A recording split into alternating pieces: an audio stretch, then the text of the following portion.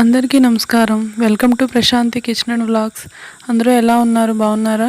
నేనైతే అసలు బాగాలేదండి. ఎందుకో తెలుసా? కృష్ణమ్మకి మా మీద కోపం వచ్చిందండి. ఎంత కోపం అంటే లాస్ట్ ఈ ఇయర్ కూడా మమ్మల్ని దారుణంగా నష్టపరిచే అంత కోపం వచ్చింది మా మీద.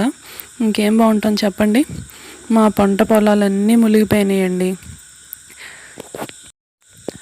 మా బాధను ఎవరికి చెప్పాలో కూడా తెలియట్లేదండి. అందుకని మీతో షేర్ చేసుకుందాం అనిపించిందండి.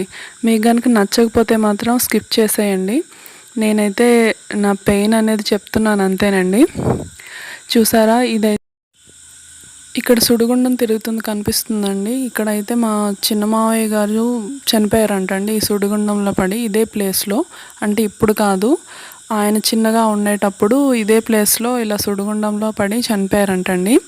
అసలు మా ముక్తేశ్వర స్వామి గుడిలోకి అయితే వాటర్ అయితే ఫుల్గా వచ్చేసినాయండి.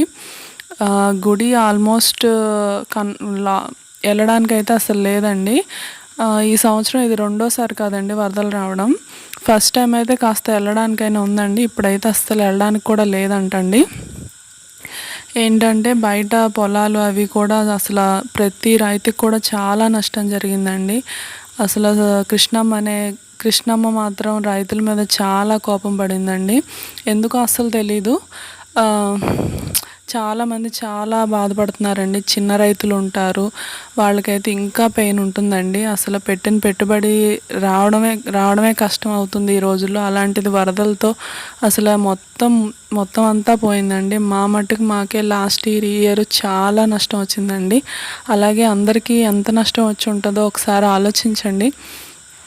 ఏంటంటే వాళ్ళకి సోదిలా అనిపించవచ్చండి. కాకపోతే ఏంటంటే ఇది ప్రతి రైతు యొక్క వాయిస్ అనుకోండి, ప్రతి రైతు కన్నీళ్ళు అనుకోండి.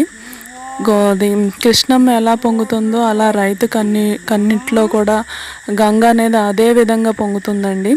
చాలా పెయిన్గా ఉంది అసలు. చూసారా, గుడి ఈ రకంగా మునిగిపోయిందంటే అసలు పొలాలు ఇంకా పెద్దగట్టు దగ్గరకు కూడా వచ్చేసినాయి అంటండి. ఏంటంటే పెద్దగట్టు కూడా చాలా రిపేర్స్లో ఉందంటండి. దానికి ఏదైనా డ్యామేజ్ అయితే కూడా ఇది అవుతుందంట.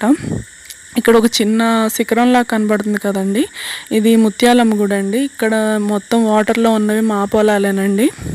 చూసారా ఏ విధంగా మునిగిపోయినాయో. అసలు ఎక్కడ ఆకు కూడా కనబడట్లేదు. వరి చేలండి ఇది. ఎక్కడ ఏమీ కనబడట్లేదు. ఫుల్ వాటర్ వచ్చింది.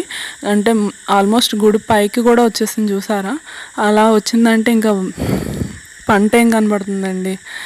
ఈ సంవత్సరం అయితే చాలా నష్టపోయామండి అసలు. ఇదిగోండి వాటర్ చూసారా, వచ్చి మళ్ళీ వెళ్తుందండి. ఇప్పుడు మార్నింగ్ అండి. ఇది మార్నింగ్ ఈ విధంగా ఉంది. ఇందాక చూసిందేమో నిన్న ఈవినింగ్ అండి. ఇప్పుడేమో ఇది మార్నింగ్. చూసారా ఫుల్ అయిపోయినాయి.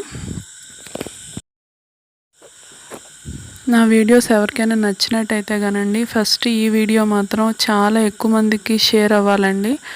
మినిమం ఎక్కువ మంది చూస్తే కనుక, గవర్నమెంట్కి కనుక చేరితే కనుక పంట నష్టపరిహారం ఏమన్నా వస్తుందేమో అని ఆశిస్తున్నానండి. అందుకే మెయిన్ ఇది పెట్టానండి. అంటే నా ఒక్కదానికి మా ఒక్కరికి అని కాదండి, ఇక్కడ ఆల్మోస్ట్ చాలా రైతులది ఇదే పరిస్థితి అండి.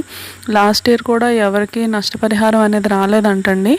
ఓకే, ఈ వీడియో ఎవరైనా చూసి ఒక 10, 20, 30 మంది చూసి అది మినిమం గవర్నమెంట్ వాళ్ళు ఎవరైనా చూసి ఈ రైతుల మీద జాలి చూపించి ఇది ఎవరికైనా అంటే పంట నష్టం పరిహారం వచ్చే విధంగా ట్రై చేస్తారనే ఉద్దేశంతో మాత్రమే పెట్టానండి.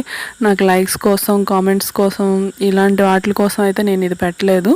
Thank you. బోర్ కొడితే మాత్రం స్కిప్ చేసేయండి. Thank you.